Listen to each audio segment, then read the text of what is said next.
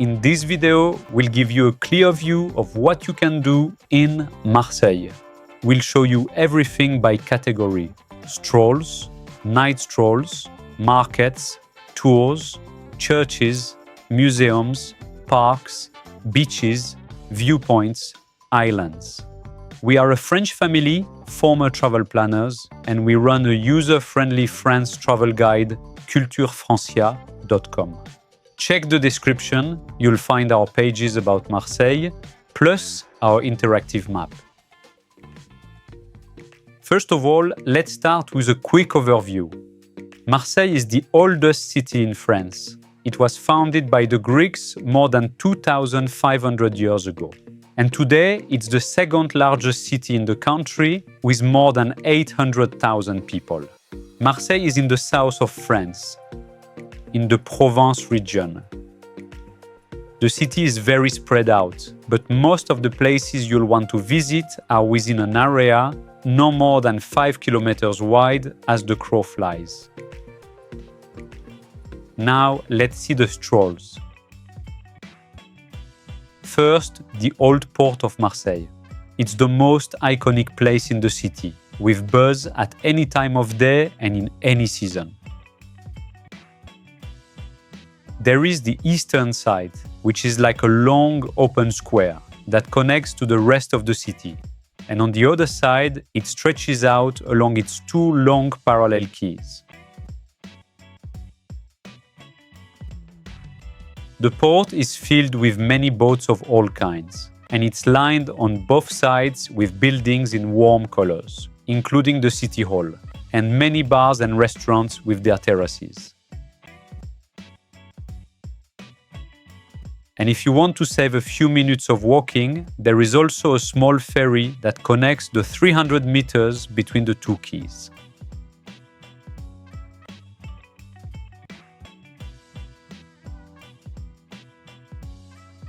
Now, right next to the old port, there is a pedestrian street filled with bars and restaurants. And they are taking up almost all the outdoor space with their terraces. You can take a short detour there before or after you've walked around the port.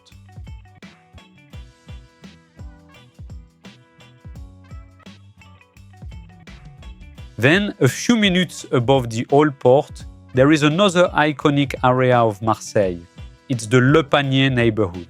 It's the oldest one in the city, and today it's been completely renovated.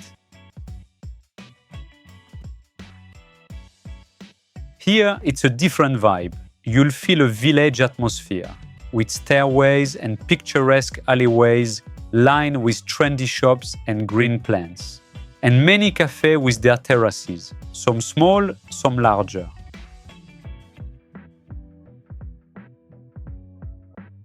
Brushstrokes have also given a fresh look to the repainted and colorful facades. And street art is on display on the walls of the district, now covered in all kinds of colorful murals.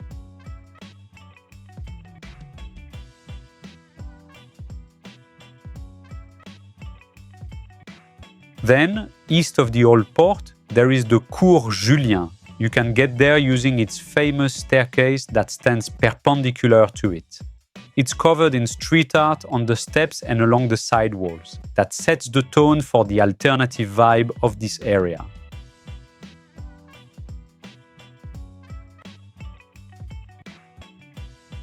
Once you reach the top of the stairs, you'll arrive at the Cours Julien itself, which is a kind of mix between a street and a square, with a fountain in the middle and surrounded by trees and cafes and bars with their terraces. And with a very strong presence of street art. And it's also one of the main nightlife areas of the city. And in the streets around the Cours Julien, this alternative vibe with street art keeps going.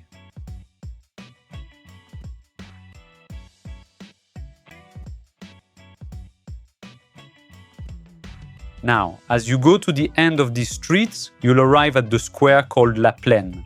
It's one of the largest squares in the city, It's mostly pedestrian and it's surrounded by bars and cafes with their terraces all around.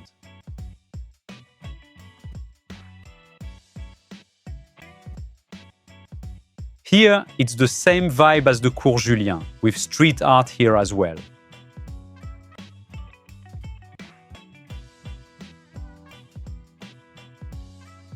Then there is the Corniche Kennedy. It's a seaside walkway with two sections, respectively 1 and 2 kilometers long.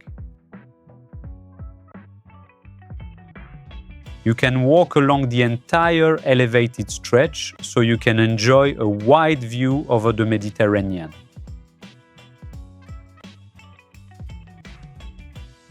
The first section is more lively. It's an integral part of the local life in this area. The second section is a bit quieter because it's simply lined by the road. It includes a long bench all the way along where you can sit at any time and look at the sea right in front of you. And some parts are even decorated with colorful mosaics.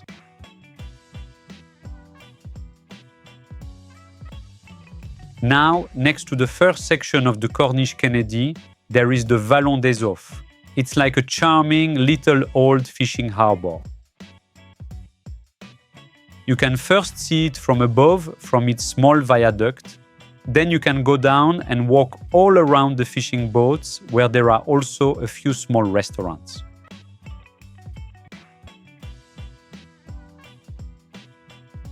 This place has a postcard setting, the opposite of the hustle of the city.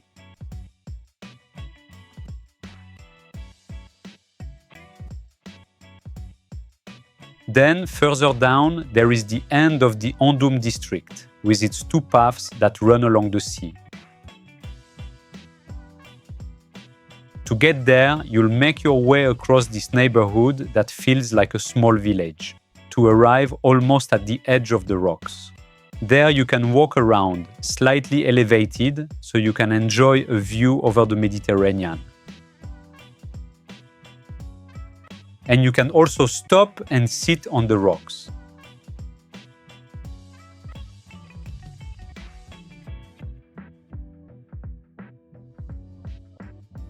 Now, let's see the night strolls. The old port again. Once night falls, if you want to stroll around and not just have a drink, it's here that you'll be able to wander around, with more or less going on depending on the season. Whether on the open square at the entrance of the port, but also along the two long parallel quays.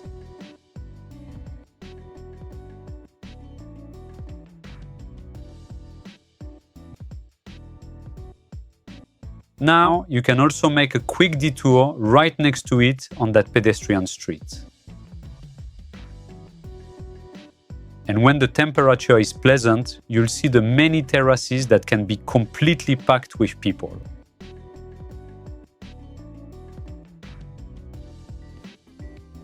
Now, let's see the food markets. First, the Capucin market. It's outdoor, and even if it's not very big, it's a typical and lively market of the city, frequented by locals.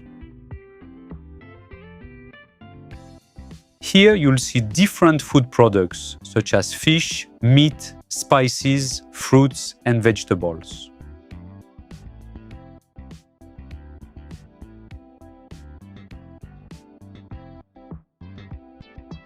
Then, on a section of the Old Port, there is also an outdoor market that takes place once a week, except for the small fish section that takes place every day.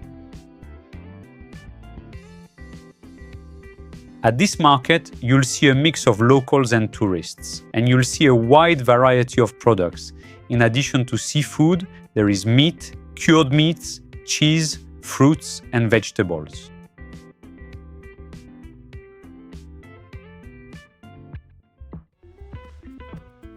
Now, let's see the tours. There are a lot of activities you can do in Marseille, like food tours, bike tours, and much more.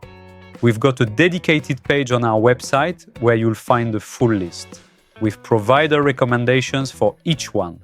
The link is in the description.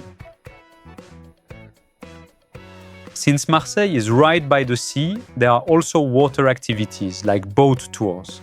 And we've also got a separate page for those. The link is in the description. Now, let's see the churches. First, the Marseille Cathedral. It's located right next to the Le Panier area. This massive cathedral was built during the second half of the 19th century. Its exterior is made of green and white stone, like the colors of the one in Florence. It's very different from the other cathedrals in France, which are mainly in the Gothic style. This one is in the Neo-Byzantine style, also called Romano-Byzantine. You'll notice this style inside as well, with its characteristic architecture, with its domes and vaults, and marble is notably used, along with colorful mosaics.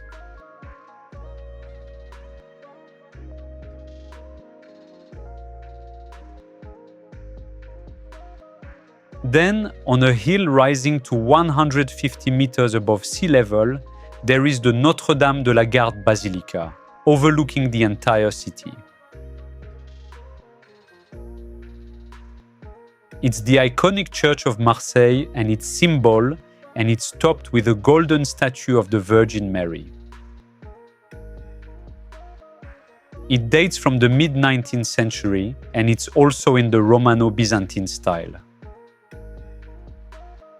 Inside, there are large vaults, with gold details used in the decoration, and you'll also see marine ex-votos.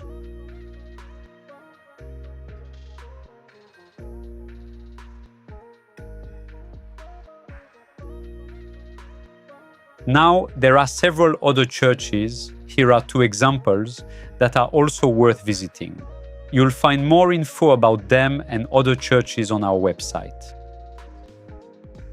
Now, let's see the museums.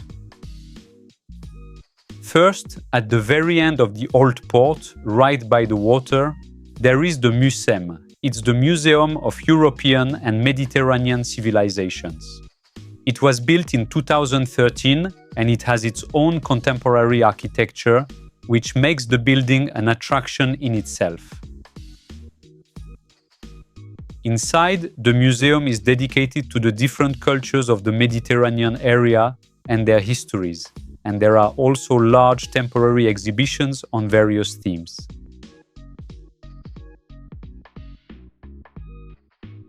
And the roof of the building is also accessible, and there is a large terrace up there.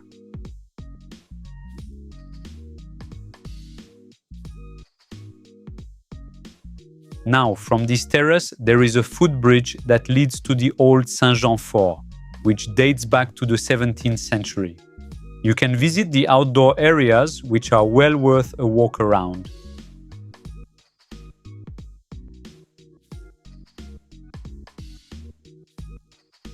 Then, on the other side of the MUSEM, there is the Cosquer Museum. It's dedicated to the prehistoric underwater cave of the same name, with its cave paintings. The original cave is located in the Calanque National Park, south of Marseille, and it's not accessible to the public. The heart of the visit is an audio-guided tour of the reconstructed cave, where you'll be able to see its incredible cave paintings. And on the top floor, there is a life-size display of the animals represented in the cave.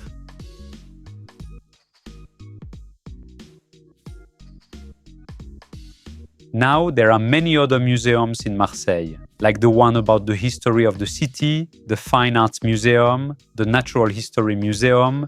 You'll find more info about them and other museums on our website. Now, let's see the parks. First, the Longchamp Park. It's located to the east compared to most of the other attractions. And it's mainly the first part of the park that is interesting, with a landmark called the Palais Longchamp that dates back to the 19th century. It features pools and beautiful fountains, all surrounded by greenery. And you can also go up the stairs and walk around under the arcades.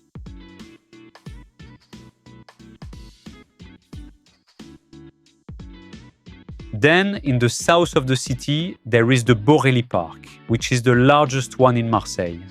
The western part is a French-style garden, with at the end a castle of the same name that dates back to the 18th century and houses a museum.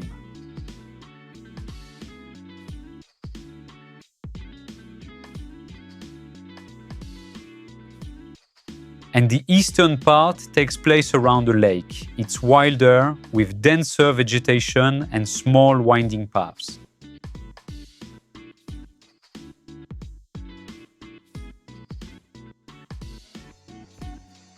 Now, let's see the beaches. First, close to the central area of the city, there is the Catalan beach, right in the middle of the urban area. It's a public beach with fine sand, and it's known for its beach volleyball courts.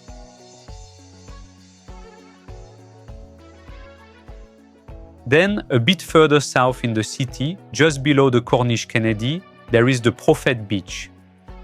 It's also a public beach with fine sand, and it's also known for its beach volleyball courts.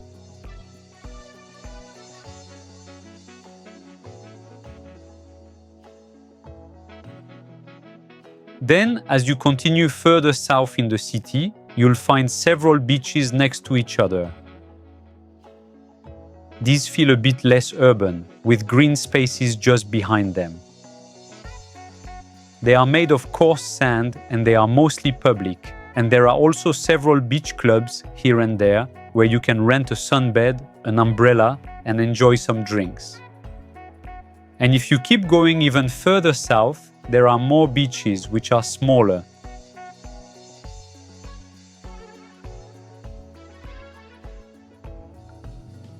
Now, let's see the viewpoints.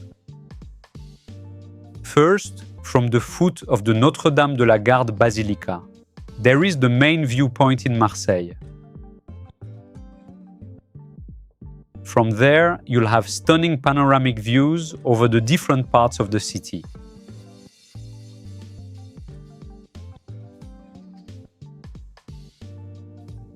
Then, from the east side of the Faro City Park, you'll have a view over the old port, the Saint-Jean Fort, and the rest of the city.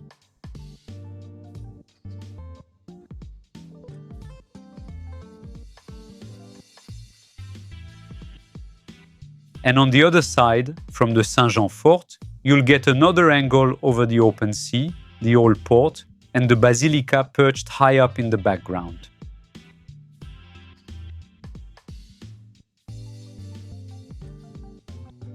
Now, let's see the islands. Just a little east of the city, on a small island, there is a fort named Château d'If. You can get there by ferry from the old port for a crossing of about 20 minutes. The fort dates back to the 16th century and it was mainly used as a prison. The place became famous thanks to the 19th century novel The Count of Monte Cristo by the French writer Alexandre Dumas. Today, you can visit the different parts of the fort and also walk around the rest of the island.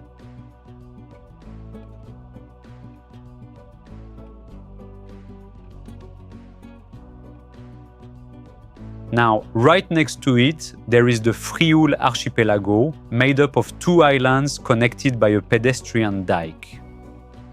With very few residents, the area is known for its nature, with small beaches and many little coves. You can explore it using the hiking trails, and you'll also come across a few viewpoints.